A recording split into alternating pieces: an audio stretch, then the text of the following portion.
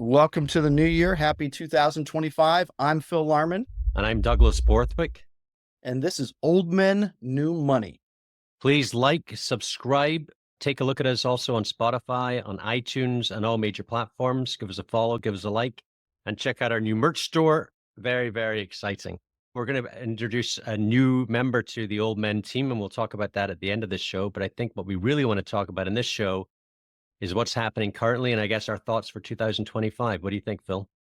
I think that's a good place to start. There's a lot that's happened through December, and I think there's a lot of excitement rolling into the new year for many aspects in regards to policy, in regards to hitting that $100,000 mark that Samson Mao had spoke about. But let's start with Michael Saylor and MicroStrategy. He's been quite aggressive and obviously been hitting the media very, very hard going into the new year. Can you tell the listeners a little bit about what's he doing and why is he doubling and tripling and quadrupling down on his strategy? Michael Saylor is a financial engineering genius, and he's someone that understands capital markets very, very well. He understands that there are pockets of investors all around the world that want to invest in Bitcoin, but because of the mandates they're given within their company, within their fund, within their firm, they're unable to access Bitcoin directly. And so he's creating vehicles to allow them access to it. He'll sell equity to folks that want access to Bitcoin. He'll sell convertible notes to folks that are purchasers of convertible notes. He'll also do preferred stock that he's just suggested lately, all with the aspect of raising capital at very efficient prices. He's doing his convertible notes at 0%, so he can get assets to then buy more Bitcoin. And, he talks about when he sells equity and the equity's trading multiples over the net asset value or the Bitcoin under management. And so he's doing it he's selling the equity at a premium and then buying more assets into the company. And he's borrowing at 0% to add more Bitcoin to the company. And I wouldn't say he's tripling down or quadrupling down on his thoughts. Rather, what he's doing is he has a view, it's a strong view, and he's maximizing it as much as possible at the lowest prices possible. So I think he's an absolute financial engineering genius who understands volatility very, very well. So this is, and he took a lot of heat during the bear market, right? But he stayed steadfast on his stance. And I'd love to get your views. That's someone that's very cemented in his stance. He is with this through and through. And actually, he's predicting it's going to be 3 million more than what Samson said. He says it's going to hit 13 million per coin. Yeah. I think everyone that's in Bitcoin and has been for a while receives grief in a bear market, in a bull market. But the reality is, if you have this view, you stay with it. Folks in real estate have always said, if I buy real estate, it's going to be worth a heck of a lot more in the future. And no one questions it. And when real estate collapses in New York City, like commercial real estate prices, or as you're seeing in Chicago with some buildings, everyone says, yeah, real estate was a loser investment. But over the long term, as you pull the magnifying glass out and step back a little bit, you see that there's actually this upward momentum in price. And it's because it's an inflation hedge. And I think Saylor and many folks in the Bitcoin community, including myself, see Bitcoin as being that ultimate hedge for inflation, for money debasement. And Saylor, what he's doing is he's saying, look, I love it. I like it. And, he's the largest shareholder in MicroStrategy, owns a heck of a lot of Bitcoin himself. He's taken this view and he's taken it strongly. He wasn't always like that. At first, he dismissed Bitcoin, and then he got wholly behind it and made MicroStrategy that pivotal player within the industry. Okay. So is it fair to say with Bitcoin, it's more of a long-term strategy? So if we have the new folks that are coming in, want to buy some, and they're looking at the movement and it scares the heck out of them, this is more of a long-term hold, right? Because literally I saw the other day, there was a meme going around of a financial guru on Instagram shorting Bitcoin. And he's like, 3, 2, 1, watch this. And boom, it went from 92K or 94K up to 97K. And he's just getting blasted all across social. Is this something that's going to be the norm, right? Because if someone's just entering now, they may get very scared. They bought it, say, 99, or maybe they bought when it hit 100 and now it drops down to 94. Is this kind of talk them through this, that this is something that's normal, not to freak out? Well, volatility is normal in any asset class. If you buy Nvidia, you're going to see a lot of movement up and down.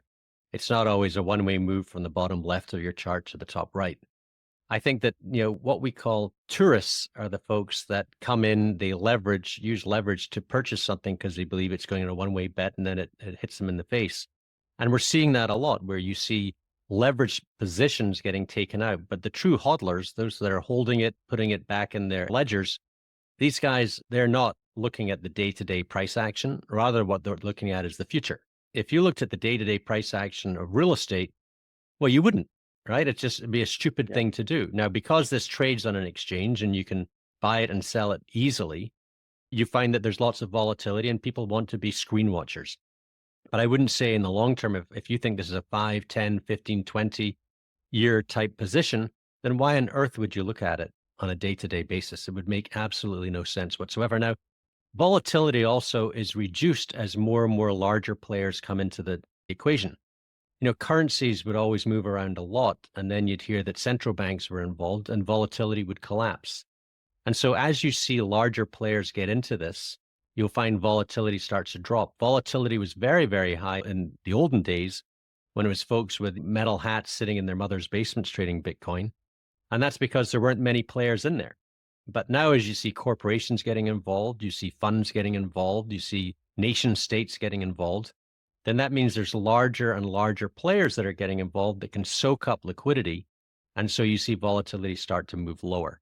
Now, volatility is very high right now. This is not something that I think is for the leveraged player. And if it is leveraged, then good luck. I really think this is something that you sort of add to. And I think that El Salvador's done a very good job where they just daily cost average. They buy a single day, regardless of what the price is. And if you dollar cost average into something that has higher volatility, well, the odds are that's going to work out for you better than putting everything on black with one trade. I think that's a great segue into what we're looking forward to with Trump and Bitcoin coming and having pro stance on cryptocurrencies. Now, how does it impact the price when we're looking at having strategic Bitcoin reserves as a country? And then you're also talking about, these nation states doing this. Is this where this massive potential jump comes in? Because the big players that would buy very large reserves would hodl this, and would make obviously supply and demand, lower supply, higher demand, and the price goes through the roof. Is that kind of how that happens? Well, if you look at the amount of Bitcoin on exchanges right now, it's collapsing. So there are fewer and fewer Bitcoin in the open market to be able to purchase. As folks start getting involved in this of a larger nature, and they're looking to buy $1 billion of Bitcoin or 2 billion, whatever it could be, well, if there's a shortage of supply, then obviously the price is going to rise higher. Now, there will be some hodlers that come out the woodwork when prices get to certain levels, but if they're being dwarfed by the numbers and the sizes that are coming in from nation states and others, well, that becomes largely irrelevant to the price action or to supply demand. But just in December alone, the Bitcoin ETF, I think it bought 51,500 Bitcoins across the board, but the miners only made 13,850. So, there's a huge supply demand imbalance, and folks are taking their Bitcoin off their exchanges and they're putting it into their wallets, which means there's less and less supply out there. And the only new supply coming to the market is by Bitcoin miners, and they're not producing enough right now for the demand that we're seeing in the market. So I think that it's all interesting. Now, what does a Bitcoin strategic reserve mean? I think that folks are excited because they've seen Senator Loomis's paper where she wants us to buy a heck of a lot of Bitcoin.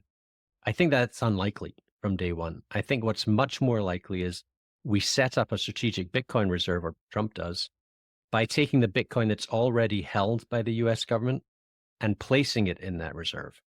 Now, just by doing that and saying we see this as a reserve asset, we'll then get other countries to get involved as well. And they'll sit there and they'll say, well, we want to have a strategic Bitcoin reserve, and they'll have to buy new product.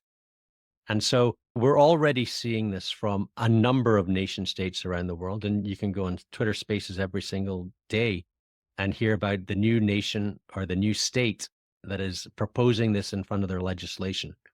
Canada obviously is having a change of leadership right now. And the new chap, Pierre Polyev, it looks like he's a big Bitcoiner. He's bought food with Bitcoin. He talks about wanting to have Bitcoin price as a commodity. He sees Bitcoin as a true saving from inflation, and Canada's certainly seeing inflation right now. And so having someone that's pro-Bitcoin on our northern border, as well as Trump, obviously, for the United States, is going to see, I think, tremendous growth in the Bitcoin and crypto arena.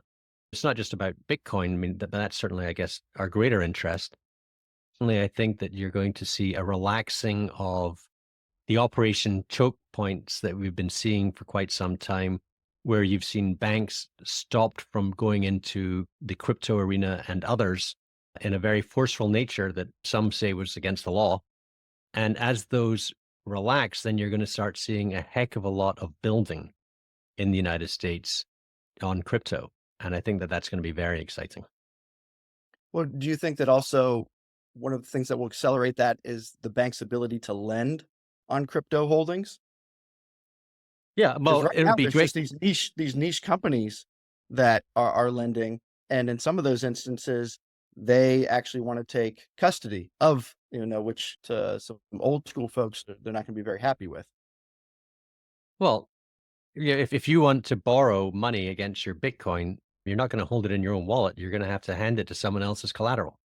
If you take a mortgage on your house, you don't own the house until you pitch. So, that's just the expectation. I think that most Bitcoiners are looking for a way whereby they can they can earn yield some sort on the Bitcoin that they already own without selling. Because if you sell, obviously there's a tax event. Now, holding Bitcoin until the taxes change so that maybe if Bitcoin is seen as money, there would be no tax. That's one way to do it. Another would be to take some of your Bitcoin to put it up essentially to lend it out to someone else and then receive interest on that. Now, the earlier folks that did that, and I guess that would be the Celsius of the world, ended up being an absolute disaster. And so, yes, regulation in that space would be great. I think that there's a great demand for it. But if you want to earn carry on your Bitcoin, you're going to have to essentially take the Bitcoin out of your own wallet and put it somewhere else. To the World. pessimist that says, well, if it didn't work the first time lending on it, why would it work this time? Like, Well, because the first time with Celsius, it wasn't lending. You weren't lending on your Bitcoin. You were handing your Bitcoin to Celsius, who was then doing whatever they wanted with it. That's a problem. Okay. So you brought up a topic around mining.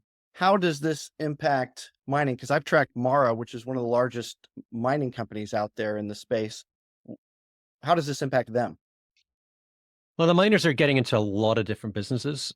They're getting into Bitcoin, obviously, but if you've got a heck of a lot of computers sitting there and using a lot of energy, you can also turn that around and use it for AI.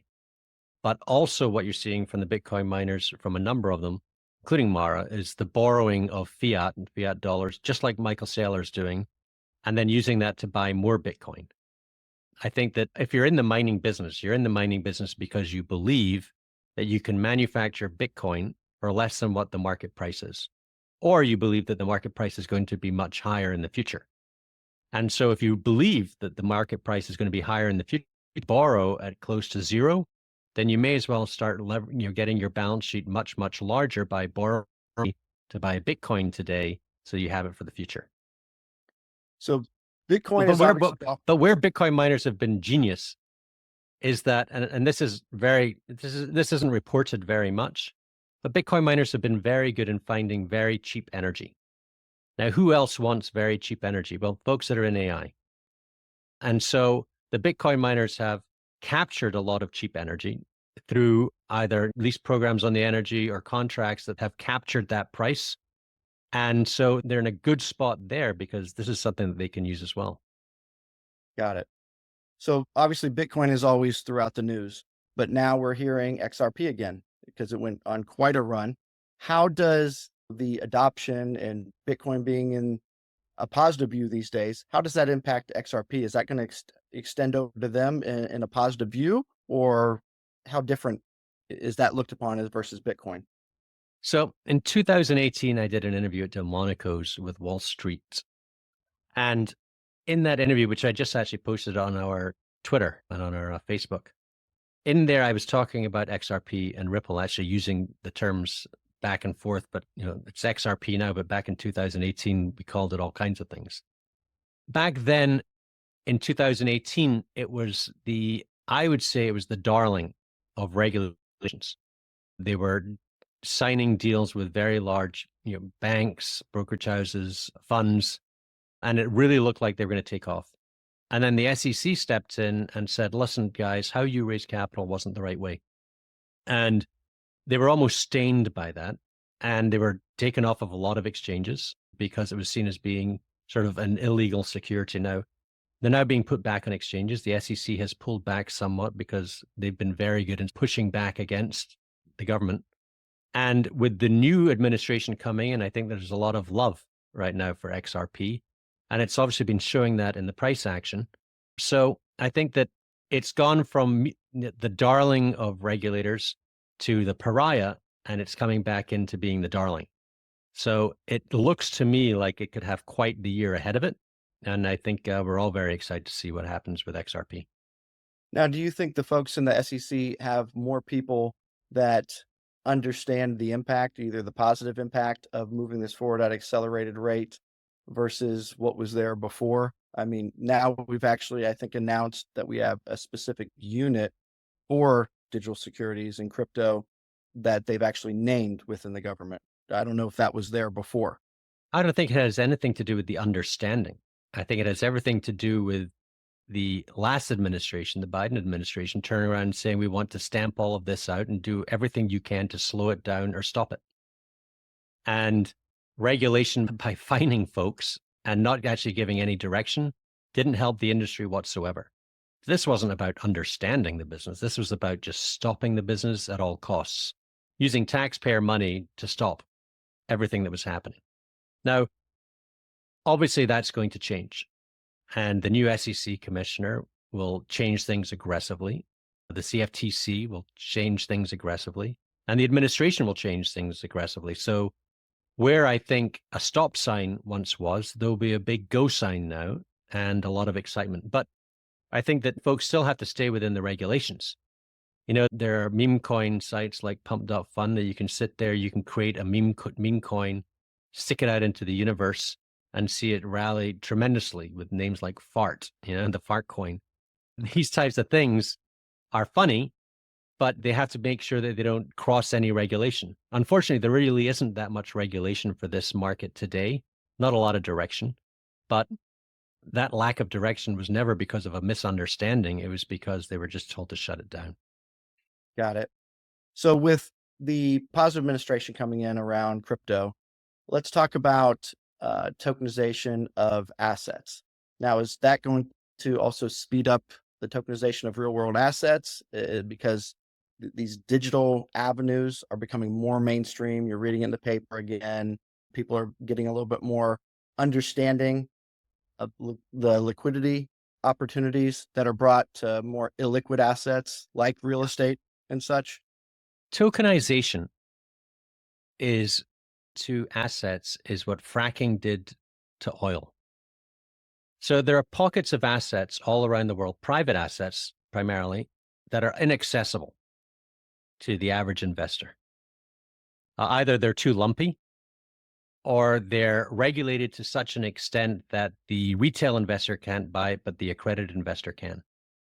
What tokenization can do is it can take that illiquid asset, it can fractionalize it, and then it can sell it in a vehicle to either retail inside or outside the United States and accredited investors accordingly.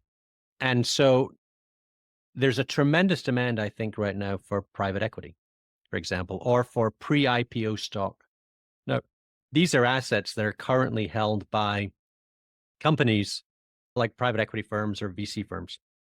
Now, maybe they've been holding them for quite some time, waiting for that exit that just hasn't happened. And maybe they'd like to take it off their balance sheet. Well, there is a huge number of investors that want access to that sort of thing, but just don't have access. And so there are companies that are springing up that want to create those vehicles to take private equity and make it so that the public can invest in it.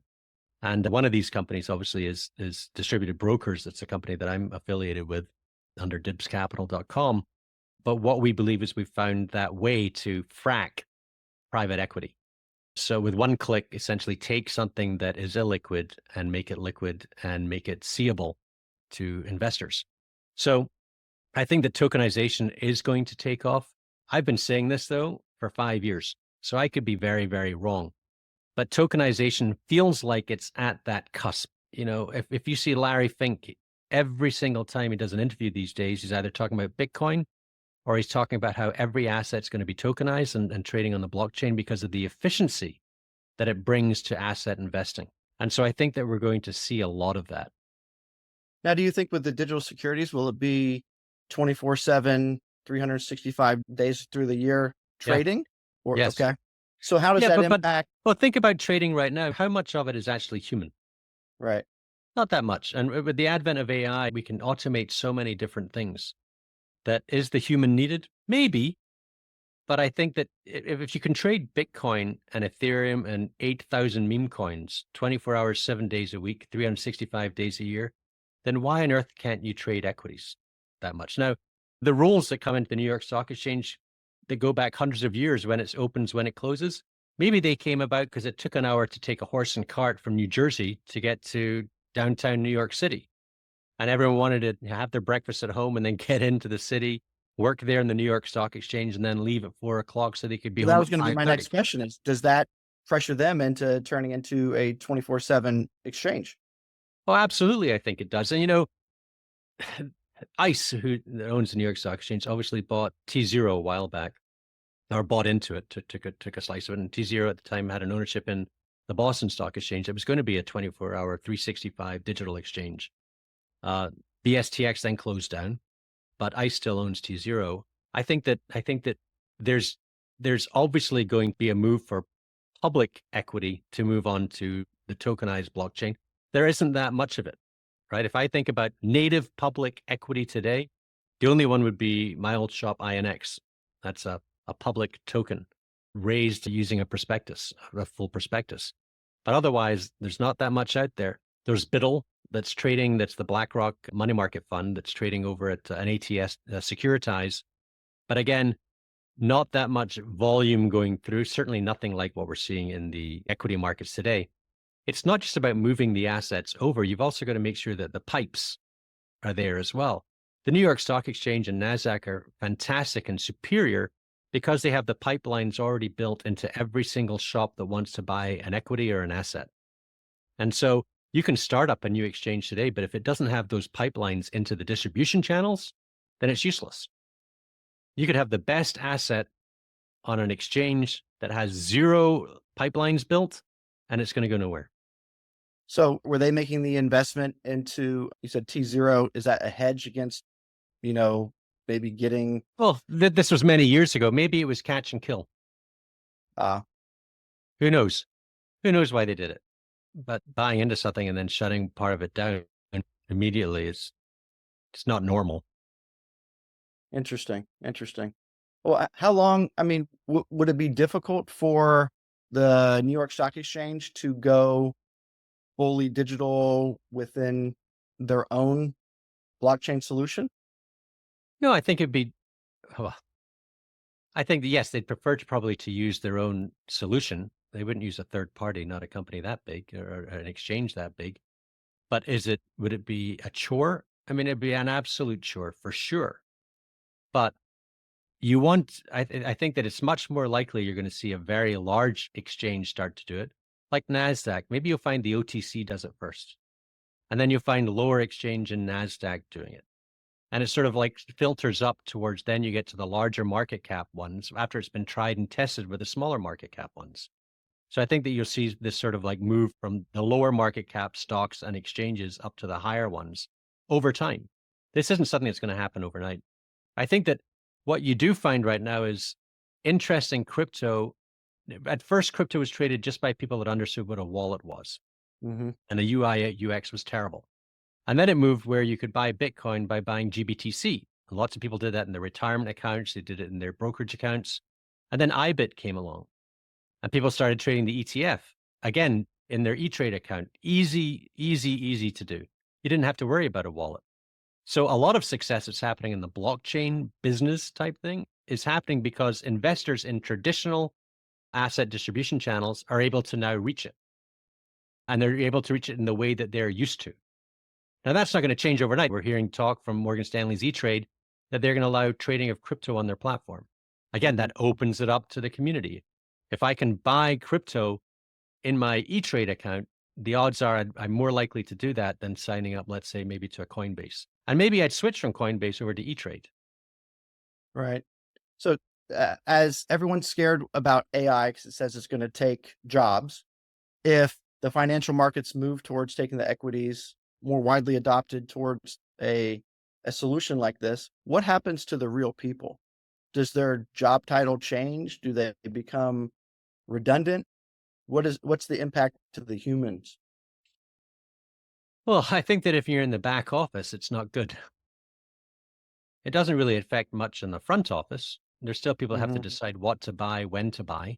There's people that write research on companies as well. So all of that business is still there. Investment banking is still, there's still companies that need to buy other companies.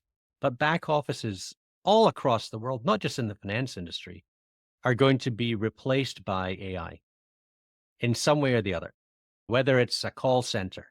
Where are the most jobs? Are the most jobs in the back office on Wall Street? No. The most jobs are probably in call centers and other places, sort of lower paying jobs that will be replaced by AI very, very quickly.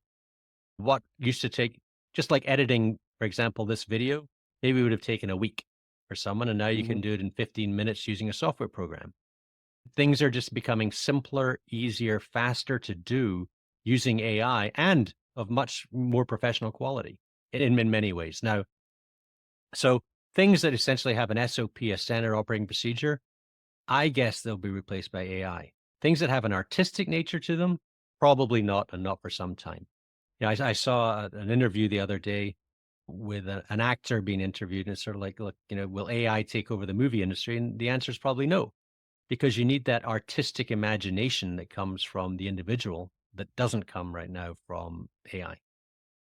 When do you see strategic mergers and acquisitions happening? Because I was reading just the other day that, crypto.com and Robinhood are actually getting into allowing sports betting with crypto and expanding what they're doing on their platforms. At what point does that happen? Is it too early for some of the behemoths to be buying maybe their competitors, or is this the perfect time?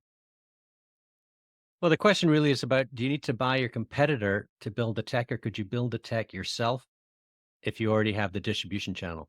If you already have 15 million people that have signed up for your channel and you want to bring something on, do you need to buy the competitor for the software, or do you need to buy them for the folks that are already using the platform?